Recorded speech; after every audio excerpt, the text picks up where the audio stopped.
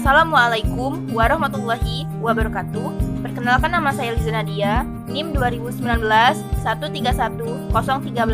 Dalam video singkat kali ini, saya akan menjelaskan terkait peradaban Cina kuno dan bagaimana pemerintahan pada masa dinasti Chou Barat dan Chou Timur, masa dinasti Qin, masa dinasti Han, dan masa dinasti Tang ditinjau dari aspek sosial, budaya, politik, ekonomi, politik luar negeri, dan agama, serta bagaimana peristiwa yang terjadi pada masa dinasti Chou sampai dinasti Tang untuk diambil pembelajaran sejarahnya untuk masa kini dan masa yang akan datang.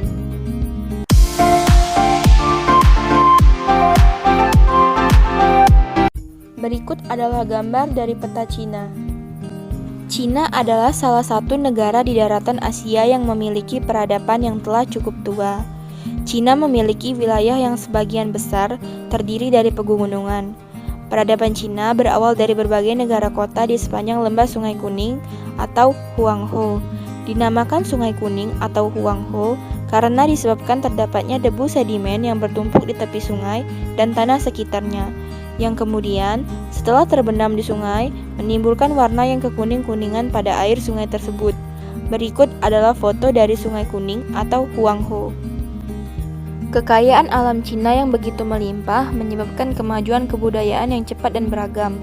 Mengalirnya Sungai Huanghe dan Sungai Yangtze merupakan sumber kehidupan bangsa Cina dengan cara bercocok tanam dan beternak.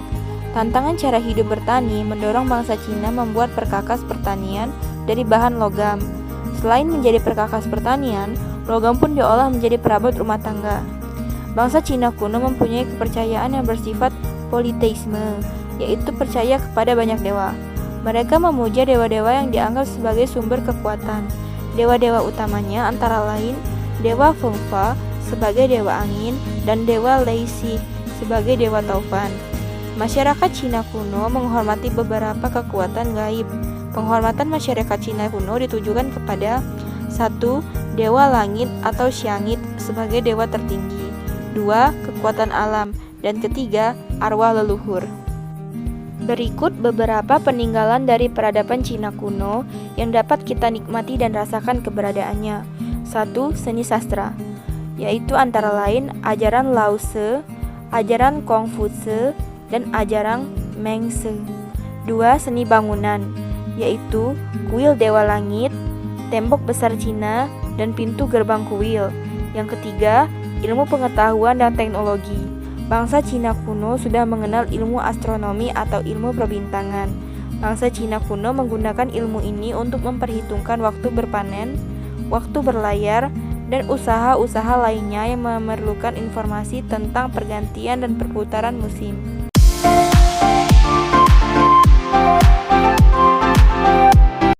Pada pemerintahan Wu Wang, ia menjadikan kota Chang'an sebagai ibu kota.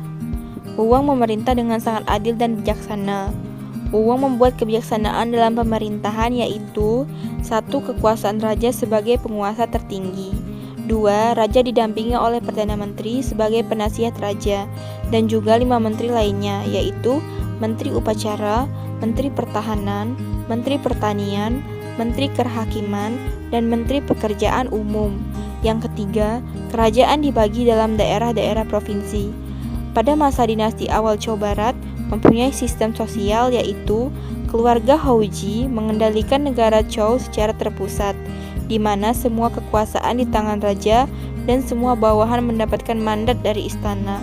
Kekuasaan keluarga Houji bertambah dengan penaklukan suku-suku asing sampai Sungai Panjang. Pada masa dinasti Chou Timur, sistem feodalisme yang sebelumnya dianut mulai ditinggalkan. Hal itu terjadi karena pemerintahan tidak sanggup menjamin kekuasaan raja secara lebih efektif. Selama masa kekuasaan dinasti Chou Timur, sistem pemerintahan dibagi menjadi periode musim semi, musim gugur, dan periode negara berperang. Setelah Raja Chou yang ke-13 bernama Ji Gongsheng atau Yo Wu Wang mengganti ratunya yang bernama Selir Baozi pada tahun 771 sebelum Masehi, keluarga Houji yang mendirikan dinasti Chou Timur mengangkat Pangeran Ji Yijiu atau Ping Wang menjadi raja baru di daerah Laoyang, Provinsi Hainan pada tahun 771 sebelum Masehi atas dukungan bangsawan.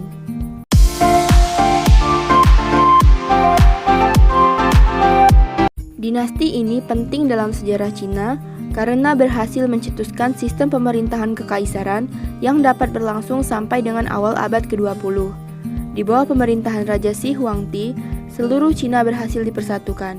Pertama, karena negara Qin terletak di antara Shenxi dan Gansu, letak yang sangat strategis, yakni mudah mengadakan serangan dan sulit untuk diserang. Kedua, karena ia mempunyai banyak ahli tata negara yang pandai, seperti Hertog Mu, Hertog Xiao, Sang Yang, Lu Puwei, Han Feize, dan Li Su.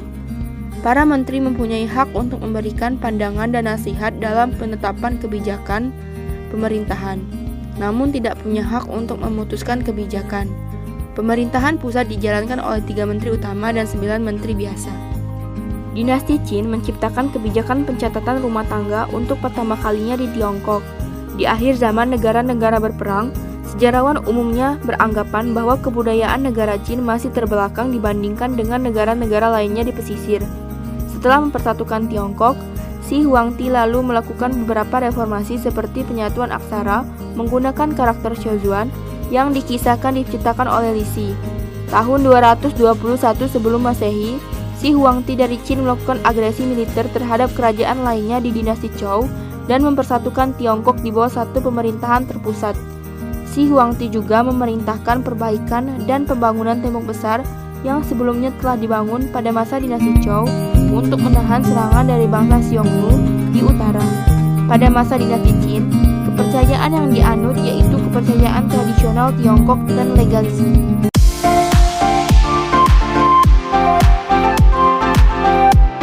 Di dinasti Han, kaisar adalah hakim dan pembuat undang-undang tertinggi. Ia juga berperan sebagai panglima tertinggi dan orang yang berwenang mengangkat pejabat-pejabat tinggi di tingkat pusat dan daerah. Pada dasarnya, kekuasaan kaisar tidak terbatas.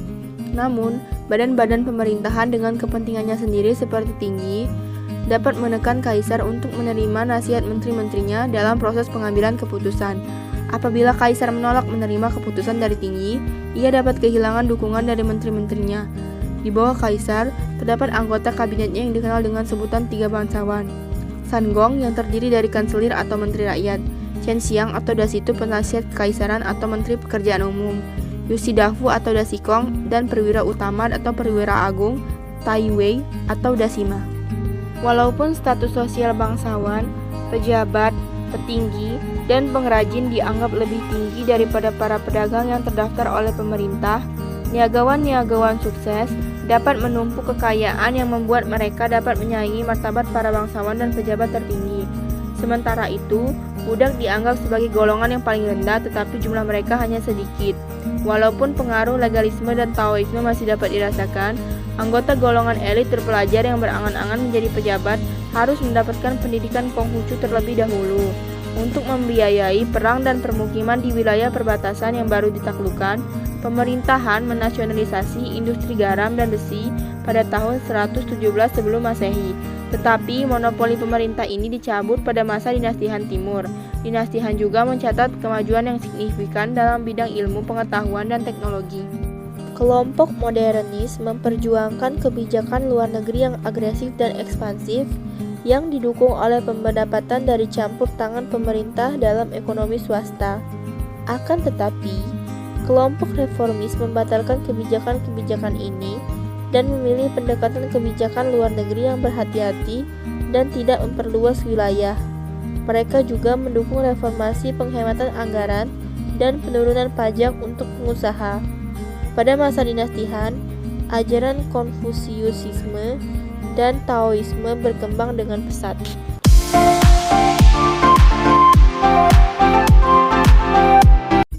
Dinasti Tang merupakan salah satu dinasti peradaban Cina kuno yang didirikan oleh Li Shihmin atau lebih dikenal dengan nama Kaisar Tang Taisung. Kaisar Tang Taisung memperluas wilayah kekuasaannya ke luar negeri Cina. Pada masa dinasti ini juga ditemukan teknik percetakan untuk mencetak buku dan kalender. Dinasti Tang mencapai puncak kejayaannya pada masa pemerintahan Kaisar Tang Taisung. Dalam bidang seni syair dan lukis, telah lahir seniman-seniman yang mumpuni seperti Li Taipo, Tufu, dan Wang Wei. Berikut beberapa tindakan yang dikeluarkan oleh Kaisar Tang Taisung. 1. Dikeluarkannya undang-undang yang mengatur pembagian tanah. 2. Membuat peraturan mengenai pajak. Dan ketiga, membagi kerajaan Cina kuno dalam 10 provinsi. Kaisar Tang Taisung menyenangkan rakyatnya sekaligus memerintah dengan baik. Dia membangun akademi literatur, menggunakannya untuk merekrut orang-orang yang berbakat dalam bidang administrasi. Dia juga dikenal memiliki kekuatan pemimpinan yang unik, termasuk menerima kritik dan saran yang membangun. Kebudayaan dan kesenian dinasti Tang makin berkibar pada masa kaisar berikutnya yang bergelar Xuanzong, di mana ia juga merupakan seorang seniman. Pada masa kekuasaan Tang Taisung, hubungan antara timur dan barat makin terbuka, dan Chang'an, ibu kota dinasti Tang, menjadi kota terbesar dan termegah pada zamannya.